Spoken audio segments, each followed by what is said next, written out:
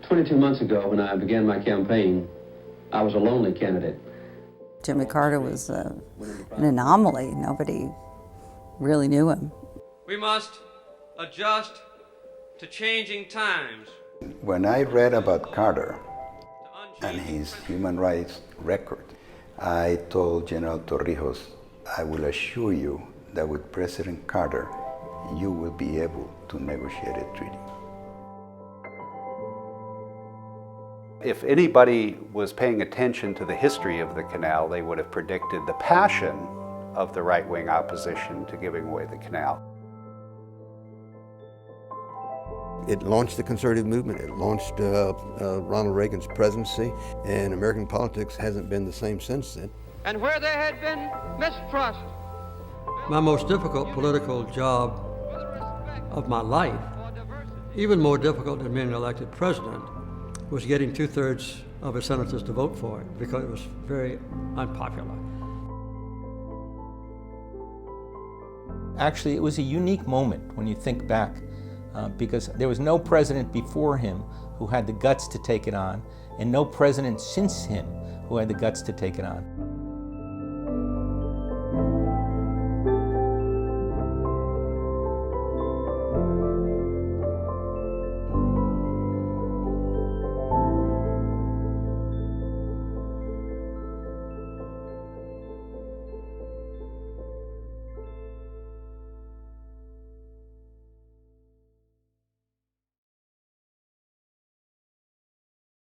State of Hawaii with 4 electoral votes. Those votes have gone to Carter, and that does it. ABC now projects Carter is the winner with 272 electoral votes.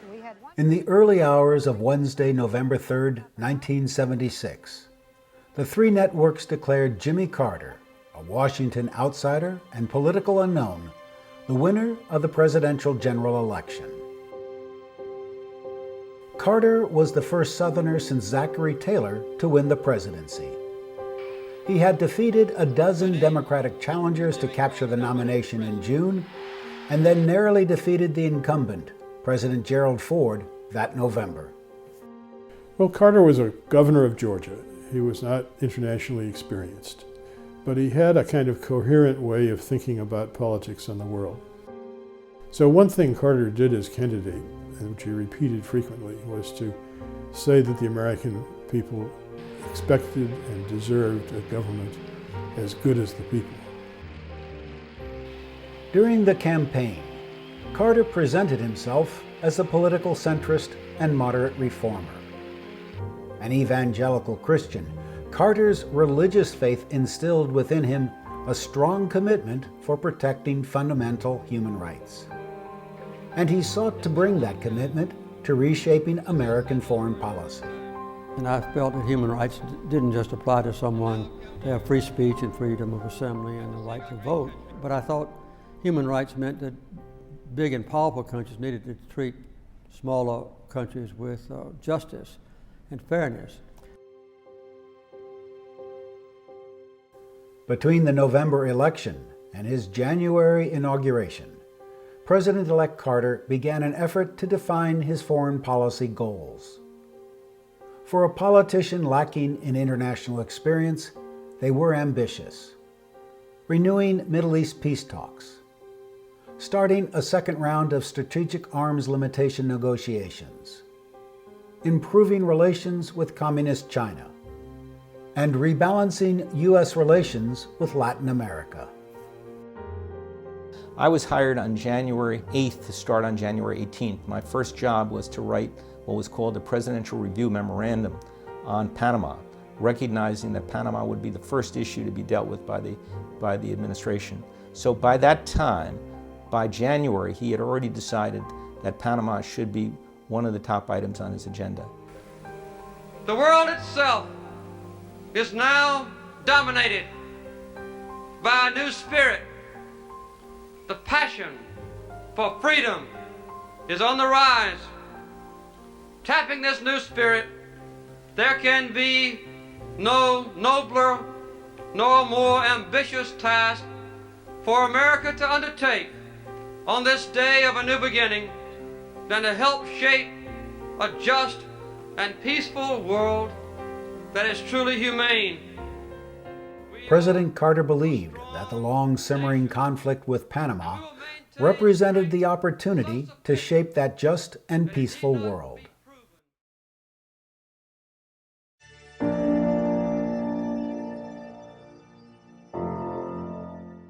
The Panama Canal symbolized American ingenuity, determination, and power. America had birthed a new nation in 1903 and completed an engineering feat that others could not a decade later. As Americans celebrated, some Panamanians bristled against the treaty for creating a country within their country. In the early 1900s, under Theodore Roosevelt, the United States basically drafted a treaty on our own terms without consulting any Panamanian. So I saw that the Panamanians were cheated at the time, and they were threatened by Theodore Roosevelt that you have to approve this unfair treaty, otherwise we're going to let Colombia take over your sovereignty again. So it was forced on them. Panama was caught in an impossible situation. It owed its freedom from Colombia to the United States, but it resisted being an American colony. Following World War II, tensions grew, from complaints to protests. Riots erupted in 1954 over the issues of flying the Panamanian flag. A decade later, a student protest turned into violent riots. Each administration, from Eisenhower on, understood that the original treaty of 1903 was unjust, and their relationship with Panama was deteriorating. But all of them also understood that politically, any step towards making anything that could be interpreted as a concession to Little Panama might be interpreted as a sign of weakness. During the early 1970s, General Omar Torrijos, Panama's leader, was determined that his country would not be another star in the American flag. Rather than fight Washington head-on, he took the case of Panama to the world. Panama understands full well the struggle of peoples that are suffering the humiliation of colonialism, of the other peoples that are like us in suffering restrictions and subjection, and of the peoples who refuse to accept the realm of the strong over the weak as a way of life. He went to the non-alignment movement, he went to the United Nations, he brought the Security Council to Panama in 1973. He internationalized really the Panama Canal issue. So he traveled all the world just explaining that we need support from the entire world in order to convince the United States to do justice to Panama.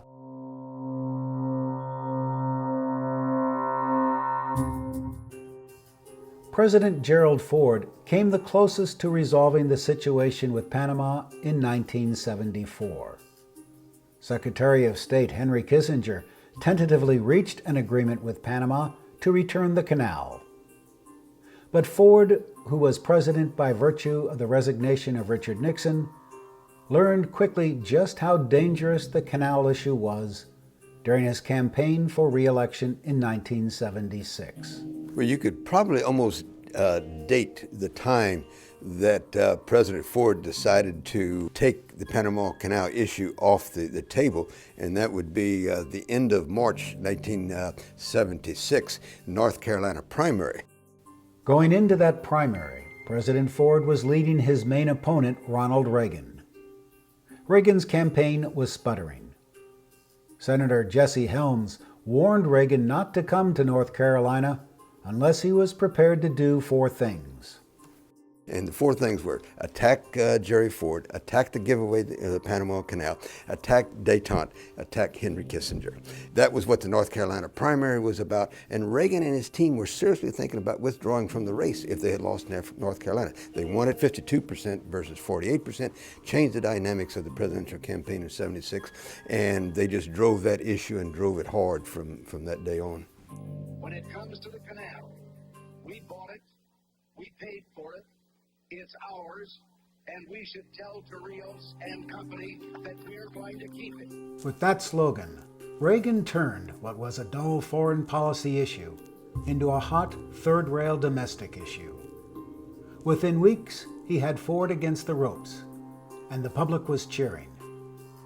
The emerging New Right had successfully inserted its voice into electoral politics. This is a pivotal moment in the history of American conservatism, marking that transition from an old right, which is very individualistic, hostile to the media, whereas the new right is more media savvy. They have new technologies to propagate their views, and they have a kind of organizational infrastructure that subsequently allowed them to, I think, elect Ronald Reagan and dominate American politics for much of the 80s. Within days of taking office, President Carter appointed former ambassadors Saul Linowitz and Ellsworth Bunker to restart negotiations with Panama. And they were told they had a mere 6 months time frame to complete the job. The hard question is, why did Panama go first? And I think Panama went first largely because the Panamanians were wiser than the other countries in realizing that if they get first on the agenda, they get through the hardest route, which is in Congress, first. In 1973, Linowitz, the former ambassador to the Organization of American States, had chaired a bipartisan U.S. Latin American Commission, which looked into a host of issues, including how to deal with the plague of repression in South America, how to deal with Cuba, and how to deal with Panama. The Commission issued a report in 1974 that recommended a new framework for relations with Latin America. President Carter was ready to implement that framework. It was so fast that, inauguration is in January. By the first week in February, our entire negotiating team was down on the Panamanian island of Contadora and beginning the negotiations. That was really for things that happen in the U.S. government with the new administration, near lightning speed. Don't forget that part of the reason the U.S. thought this was necessary was because the U.S. wanted a better policy with the whole of Latin America. And the whole of Latin America and most of the rest of the world was supporting Panama in the obtaining of these treaties. Surprising General Torrijos and his team of negotiators, including his ambassador to the United States, Gabriel Lewis, Linowitz and Bunker suggested that the negotiations pick up where the Ford administration had left them. First of all, we honored the contrary positions of the Panamanians. We didn't try to ordain, this is America's position, take it or leave it. I try to understand the legitimate request of the Panamanians through Torrijos and his representatives. Carter and his national security team made the political calculation that as a newly elected president during his honeymoon period with Congress, he could move forward with the Panama issue. They also calculated that the treaty needed to be ratified in the Senate by the spring of 1978, in order to leave enough time before the congressional elections later that fall. And we had channels to the Panamanians to help them understand why the timetable was so important. And at critical moments in time, we made that known to them, and they responded each time. So part of the responsibility and the success of the negotiations was that the Panamanians understood enough about the American political process to move quickly. Even with the Kissinger-TAC agreement as a roadmap, the negotiations still hit obstacles. The two most contentious were the continued U.S. presence in Panama and the protection of the canal.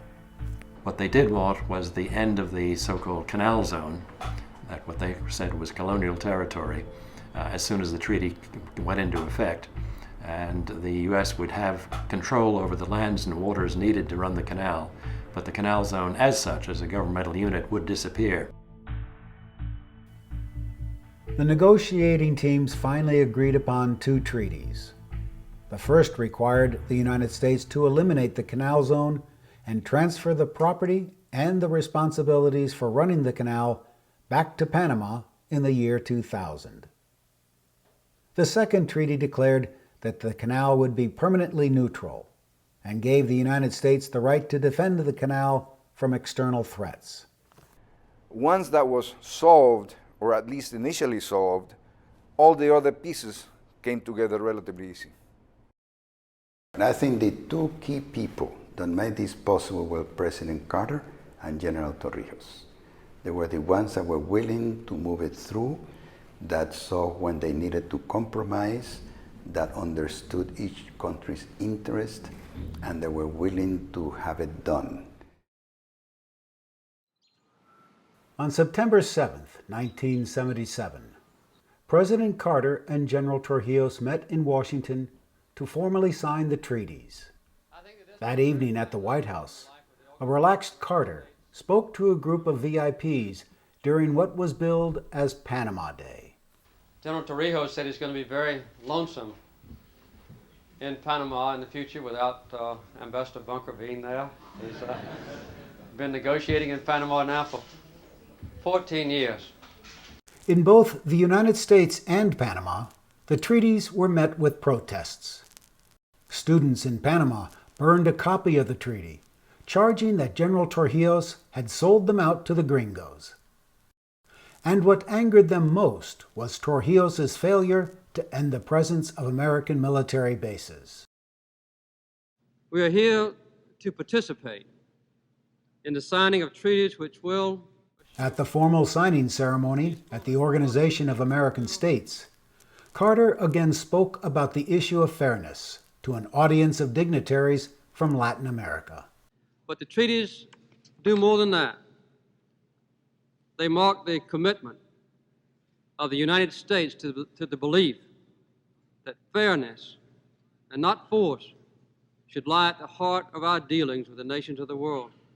While acknowledging the opposition to the treaties in both countries, General Torrijos called on the senators to remember the words of Abraham Lincoln. A statesman thinks of the future generations, while a politician thinks of the coming elections. I return to my country, convinced that the future of our relations rests in the hands of excellent statesmen. Thank you very much.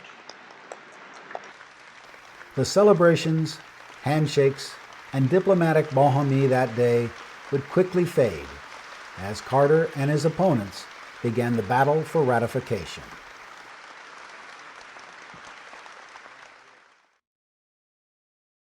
Early estimates of how the Senate would vote were close: 33 for, 27 against, and 40 undecided. In White House meetings, President Carter secured early support for the treaties from President Ford and Henry Kissinger. We have to remember that 4 presidents and their secretaries of state over a period of nearly 20 years have come to the same conclusion, namely that a change in the existing treaty relationship with respect to the Panama Canal is in the national interest of the United States. So, too, Carter was the also President's invited meeting 3 with key Senators uncommitted Stennis and senators Jackson. to a private Defense session to lobby for their hardliners he hopes support. to convert to his Following view the meeting, that the treaty Senator is what's Stennis good for summed the up his USA. doubts. As I said when I went in, I'm not a convert yet for this treaty. While Stennis was not yet a convert, critics expressed their outrage about the treaties.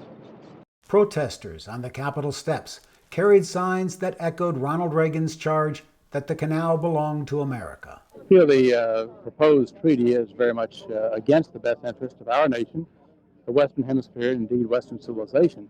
And it gives, I think, not only the loss of our sovereignty control, but a very strong blow at our own national security. At the same time, it gives benefits to our historic enemies. In mid-September, the White House submitted the treaties as one document to the Senate for its consent.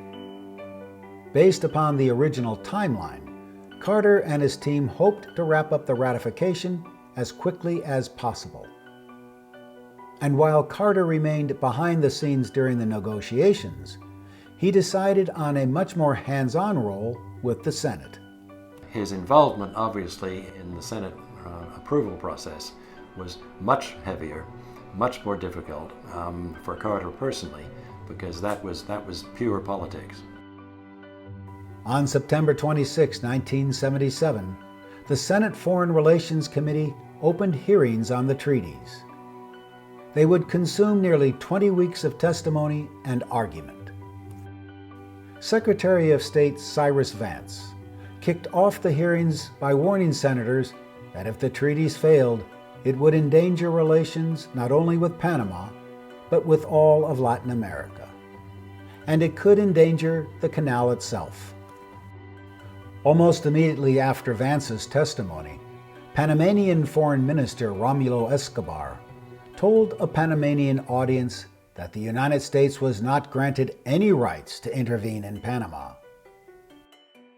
Opponents in the Senate exploded, and the Carter team scrambled to contain this crisis. It took nearly a month to calm the waters. Carter and a reluctant Torrijos reached an understanding that the U.S. could defend the canal against threats, but not interfere with Panama's internal affairs. And the way Torrijos sold it to the Panamanian public, because it had to be by a constitution approved by referendum of the Panamanian people, he said, the good news for Panama is that in the year 2000, the U.S. forces will all be gone, every last one of them. There will not be a single U.S. soldier left in Panama. They're all going to be out. And the even better news is that if we are attacked by an outside enemy, we get to call Washington and they have to come in to defend it. Warren Christopher, Carter's Deputy Secretary of State, coordinated the administration's efforts on the Senate floor and was assisted by a small group of State Department staffers known as the Gang of Four. I took notes while they were speaking because we couldn't be on the floor. We were just listening to a squawk box and off the floor. We had to be listening so that we knew that if there was an amendment or a reservation, even a reservation or understanding coming on, that we'd have to know what it is so we could refute it or temper it. But the efforts to sell the treaties were proving more difficult than expected. Opponents in the Senate, led by Paul Laxalt of Nevada, waged a determined campaign. Panama, they charged, was incapable of running the canal. And here we were, not only relinquishing control over it, but giving control over it to what they described as a tin-horn dictator, somebody that the far right said is sympathetic to communism, is going to be colleagues with Castro in Cuba, and so on. So, you know, there's a lot more to the issue than a ditch. Basically, around the issue of the Panama Canal, it was so big, so huge, that it allowed us to come together, organize, and have major resources available to us. At a White House meeting in October with Panama's new president, Aristides Royo, Carter asked him, "Please be generous to us." Believe me that I thought he was bluffing or bragging or whatever. I say, how such a powerful nation like the United States is asking a very small nation in those times with 1.5 million inhabitants that we should be generous. I didn't understand the meaning of that phrase until the treaties came into discussion in the Senate. Throughout the fall of 1978 and into January 1979, senators began fact-finding trips to Panama. Torrijos was willing to meet with any and every senator. Strom Thurmond, who was born 12 years before the canal was built, feared the expansion of communism. The loss of this canal, he stated, would contribute to the encirclement of the United States. And it's my firm conviction that it's best for the people of Panama, as well as the people of the United States, that those treaties not be ratified. A delegation led by Senator Robert Byrd found Omar Torrijos a far different man than how he was painted in American media. He was open, engaging, and a brilliant politician. He told them the truth. He showed them the canal. He showed them what plans were for Panama to operate it. He showed him the justification for the transfer of the canal to the Panamanians. And I would say that that was a major positive factor in convincing doubtful senators to vote for the treaties.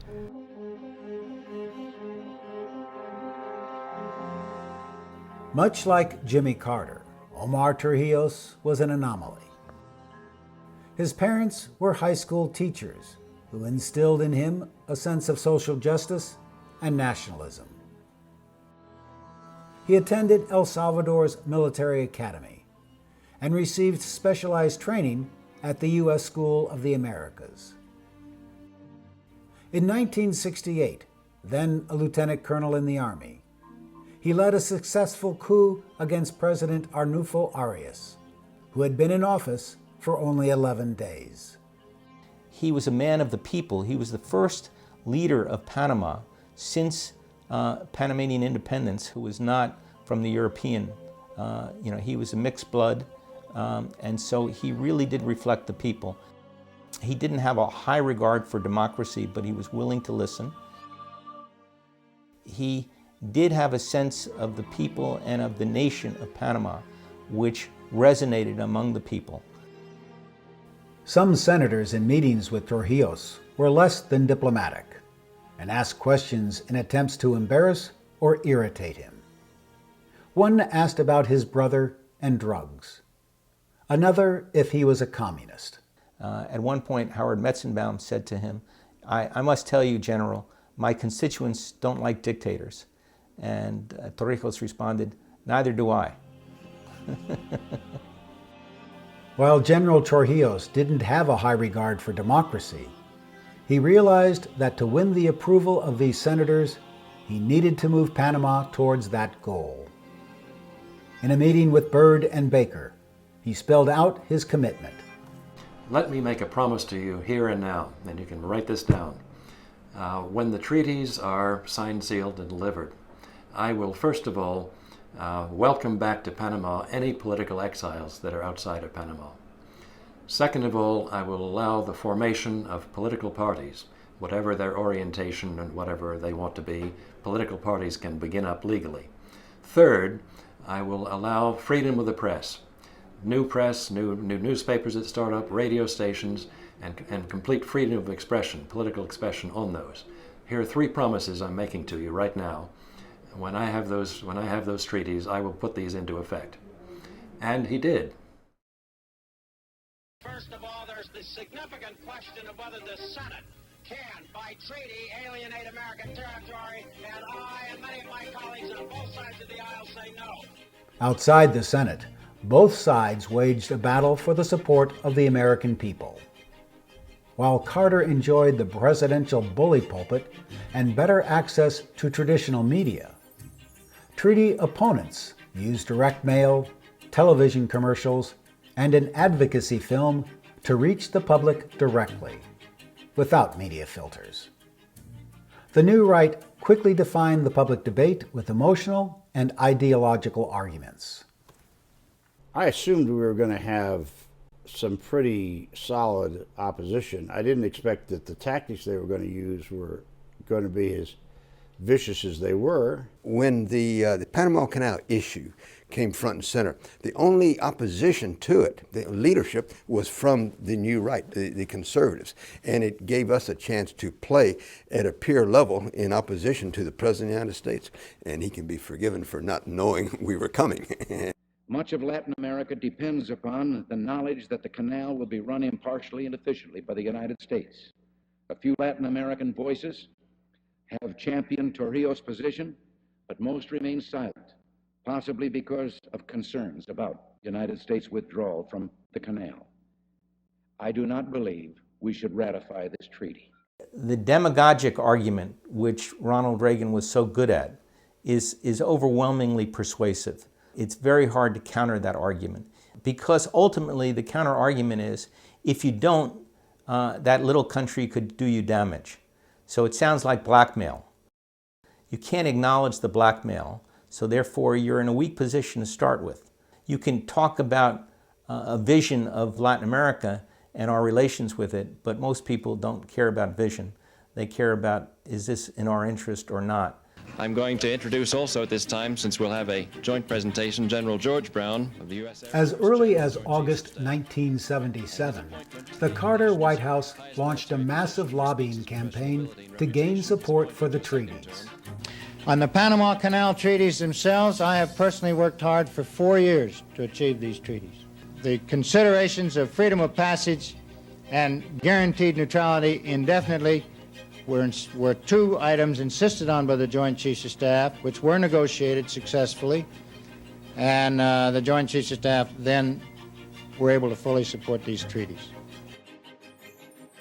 The White House created a coalition of business groups, from the Chamber of Commerce to business roundtables. They organized church groups and religious groups, and they put together a grassroots effort that involved local town meetings and letter-writing campaigns.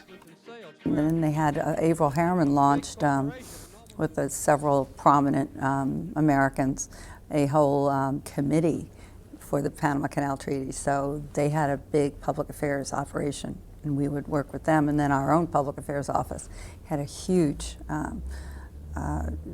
push for a campaign. Of all the things that I dealt with in my 4 years at the White House, nothing came close to the intensity of the Panama Canal Treaties. It was understandable that they would misread it because they had never, the left had never faced organized opposition before. If this issue had come up in the 50s or the 60s or the very early 70s, there wasn't the leadership there to organize to oppose them. By late January, the Senate Foreign Relations Committee began the markup on the treaties. Senators Robert Byrd and Howard Baker persuaded committee members to report the treaties to the floor without amendments. The two men hoped to shape the floor debates with leadership amendments, while providing political cover for their fellow senators.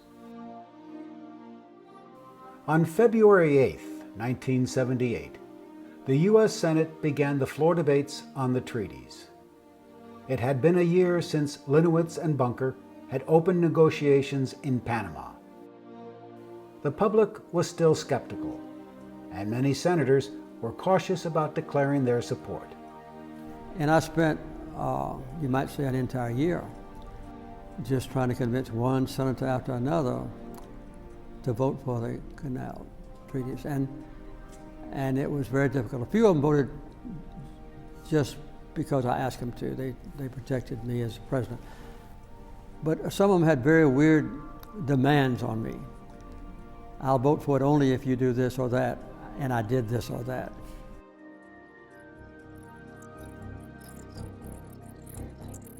Senate leaders planned to hold separate votes on the two treaties, one in March on the Neutrality Treaty, the other in April on the Panama Canal Treaty. Anti-treaty senators pushed a two-part strategy: question the patriotism of pro-treaty senators, and trash Torrijos and the Panamanians with outlandish claims. The rancorous floor debates were inflating tensions in Panama. Torrijos and the people of Panama endured a stream of venom directed against them by anti-treaty senators. They were growing impatient and restless.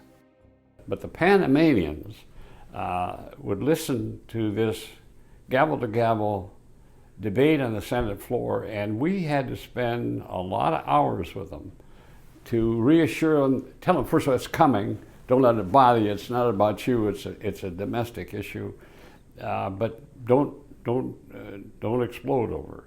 And Torrijos told me after the treaty was signed and sealed and ratified and everything else, I had a visit with Torrijos, and he said, you know, I used to walk around on my terrace with a transistor radio listening to this. And he said, in the old days, he used to cut off the head of the messenger that brought the bad news. Nowadays, its name is Sony. So I'd listen to this Torrijos, this commie-loving, tin-horn dictator, and I'd throw the resistor down, and a sergeant would be transition. Bring me in. I went through 2 cases of Stonies while I listened to this stuff. By late February, support for the treaties was short of the required 2/3. President Carter intensified his campaign of politicking with wavering senators. One senator from Utah feared that his home state news media would condemn him for voting for the treaties. So I called the head of a Mormon church, and they promised me that they would never criticize the senator if he voted for the Canal Treaties. And that was enough to get him to support it. California Senator S.I. Hayakawa was elected to the Senate in 1976. A Republican, he was famous for saying, "We should keep the canal. After all, we stole it fair and square." Vice President Mondale learned that Hayakawa might be wavering, so Mondale invited him to stop by his office. Hayakawa complained that the president wasn't getting good foreign policy advice and might be open to supporting the president if he could meet with him from time to time to share his perspectives. I said, let's call the president right now. So we got him on the phone, and I told the president what had transpired. He said, you know, this is so good. He said, I really need help. I'm down here all alone, and yes, if you'd help me, I'd really appreciate it. And I promised that he could come to my office after the vote and give me advice on foreign affairs if he would vote for the Canal Treaties, and he did so. So, you know, there was a whole series of things like that that I did to induce one after another to vote for it. Inside the Senate, the Gang of Four worked round the clock to defeat attempts to add amendments and resolutions. They made deals with senators who wanted to support the treaties but needed to cover their bets at home. Well, we had what we called the deals book, and I kept the deals book, and that was always they were always kidding me about it was the last deal in the deals book. I'd have to give up, you know, my whatever. And, you know, said I draw the line at Jesse Helms, you know, there's just so much I will do for my country.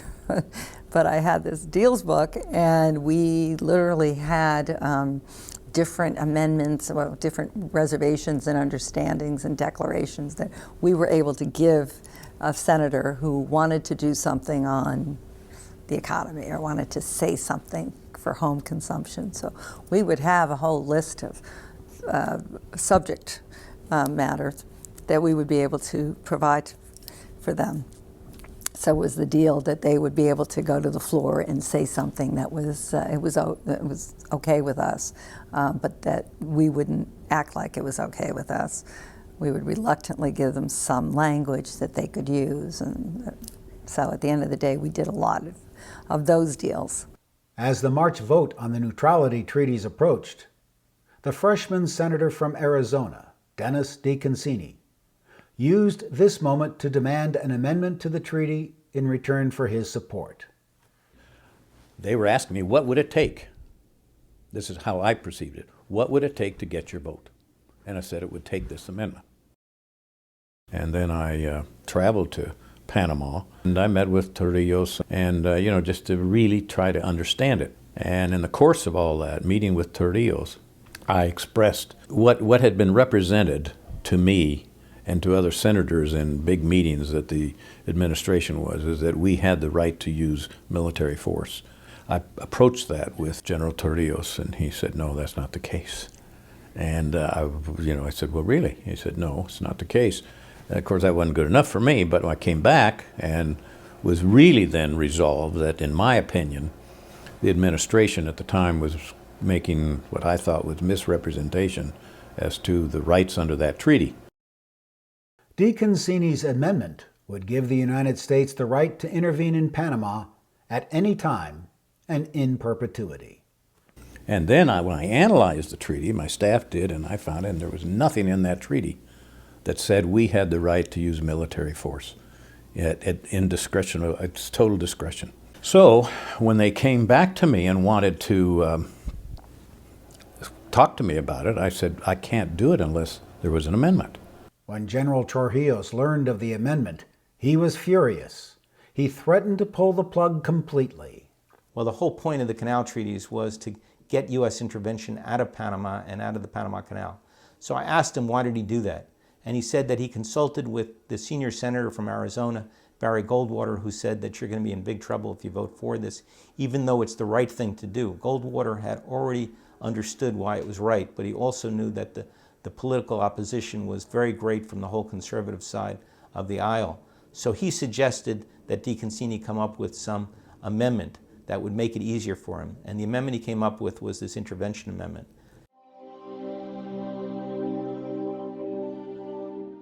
The reality was Carter didn't have the votes in the Senate to pass the treaty without the DeConcini amendment, so he had to accept it.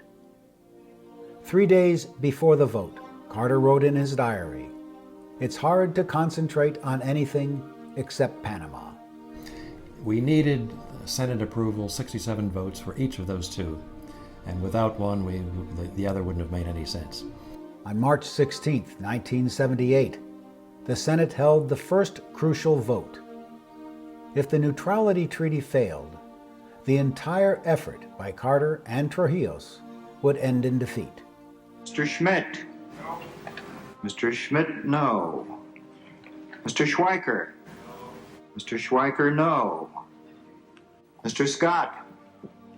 Mr. Scott, no. The vote was never clear. Mr. Sparkman, I remember Howard Baker coming into that office the day before, I think it was the day before the vote, and he said, "I'm not sure this is going to pass." He said, "We're still short a few votes." And I said, I think it will pass, but we got to make sure we're ready for that vote. But so there was, right up to the end, there was anxiety. Mr. Byrd of West Virginia. Mr. Byrd of West Virginia, aye.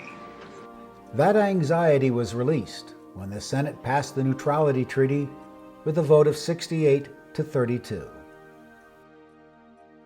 Still, the anti-treaty forces were not prepared to admit defeat. Paul Laxalt, their leader, predicted that they would win the next vote on turning over the canal to Panama. Carter and his team knew they were losing support and scrambled to recount heads. On the final day before the vote, the outcome was unclear, and Carter was nervous. The tension in the Senate was absolutely incredible, and we needed 2 out of 3 very dubious votes. And we didn't know right until the voting started whether we would get those votes. And so it was absolute hell on wheels. President Carter, I remember that day, didn't even schedule any reception at the White House for after the vote to celebrate, because he didn't dare. On April 18th, the Senate passed the second treaty by a vote of 68 to 32. A relieved President Carter called Senator Byrd and other key senators to thank them. 2 months later, on June 16, 1978, Carter and Torrijos met in Panama City to sign the treaties.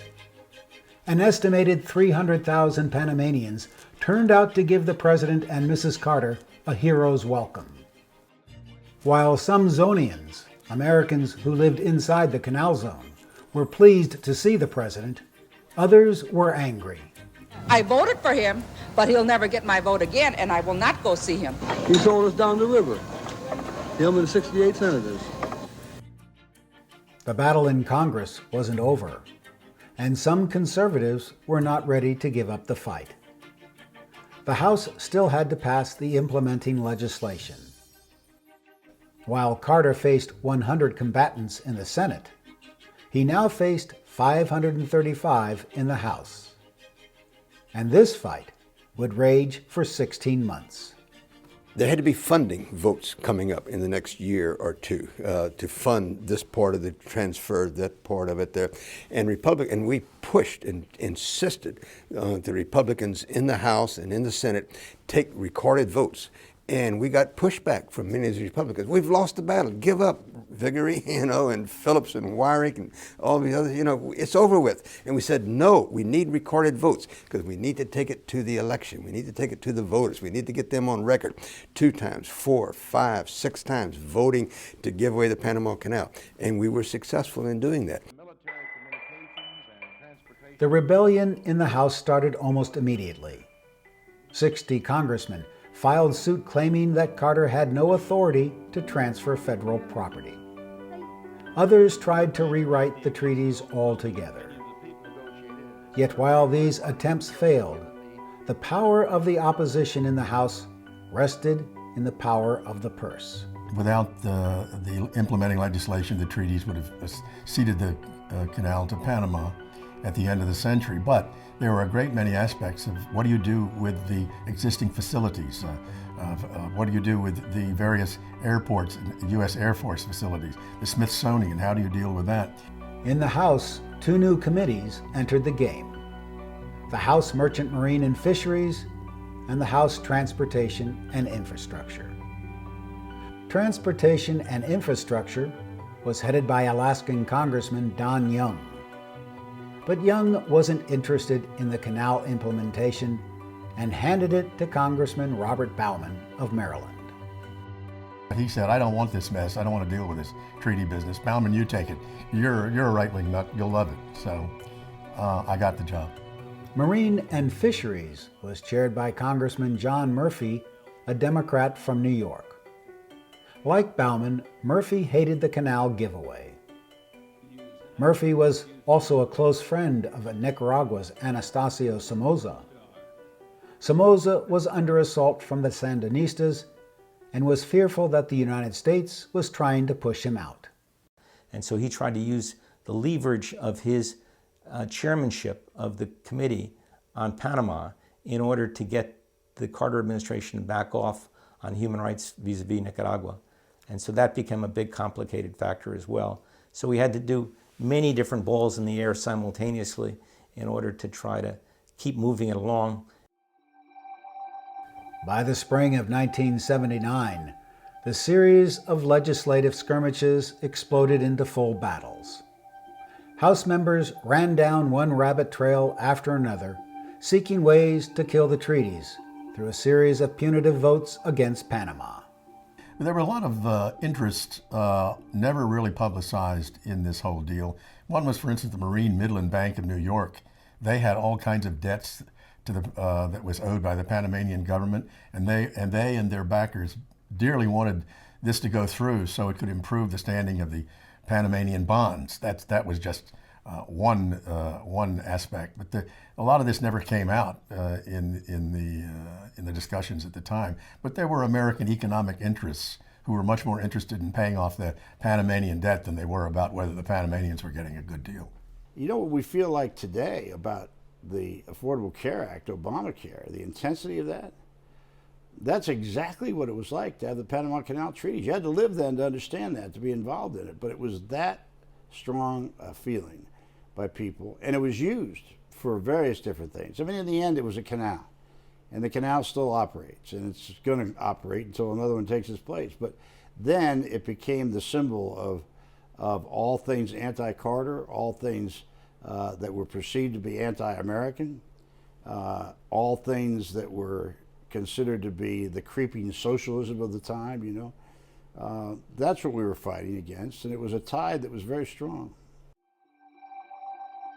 Once again, the Carter White House ramped up its efforts to resell the Canal Treaties and to counter a series of false rumors rippling through the House.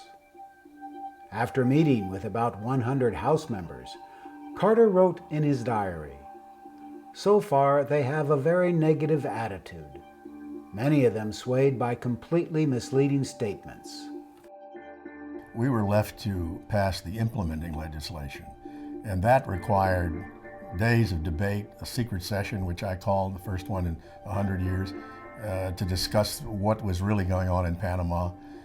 For instance, Torrijos, even in those days, was known to be highly suspicious. We didn't know he was a CIA agent, but we found that out later.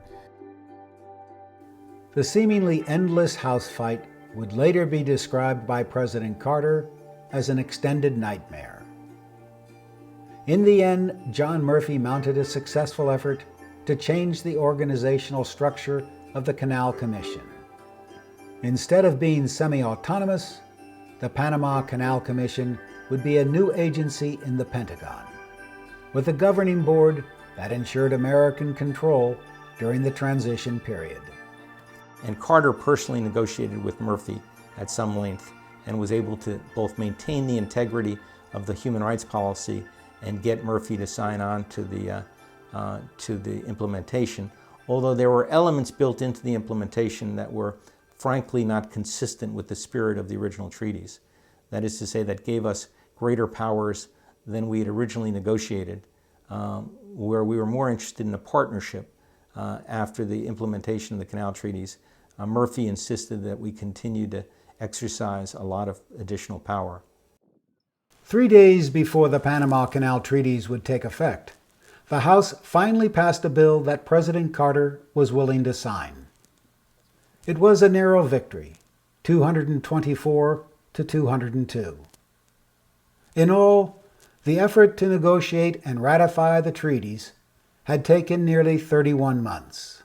And even after we passed it, even if we had the victory celebrations and so on, the American people have never said by a majority vote that they think it's a good idea. I think it's disappeared because it's worked so well, the public doesn't care about it anymore, but it was a joyless victory. We didn't get much for it. We got policy that was very important, but in terms of domestic politics, we never persuaded the American people.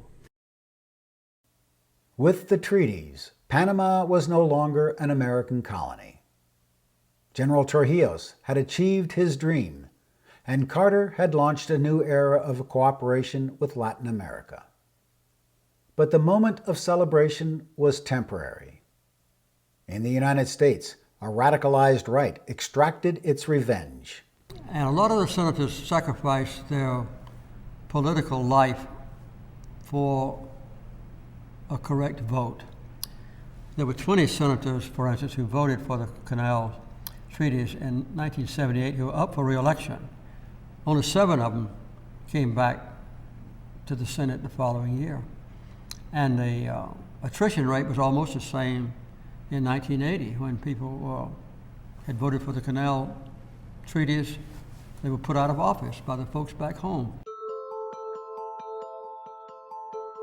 In 1980, American voters had lost confidence in President Carter, and he too was turned out of office in favor of Ronald Reagan.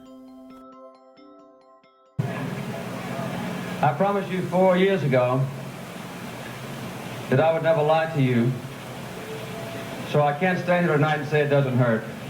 It took a lot of courage on the part of President Carter as a statesman to look down the road to see what would be best for both countries, protecting the U.S. interest in the approach, and the U.S. senators to do the same thing and to act on a statesman-like manner on an issue that was not popular in the United States, was not popular in Panama.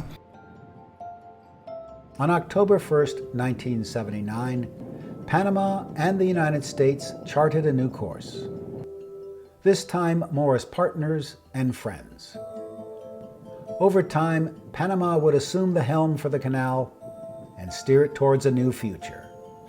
But I think the United States and the diverse countries of Latin America, by and large, have a much more mutually respectful and pragmatic set of relations that govern a whole lot of economic and political and technological issues, educational exchanges, the whole works, that is very much in keeping with the initiatives that Carter took at that time. It has had the most beneficial impact of almost anything I have ever done, politically speaking. If you can express it by that brief phrase, Jimmy Carter gave away the canal to Panama, I would say, I'm proud that I gave away the canal to Panama. It was the right thing to do.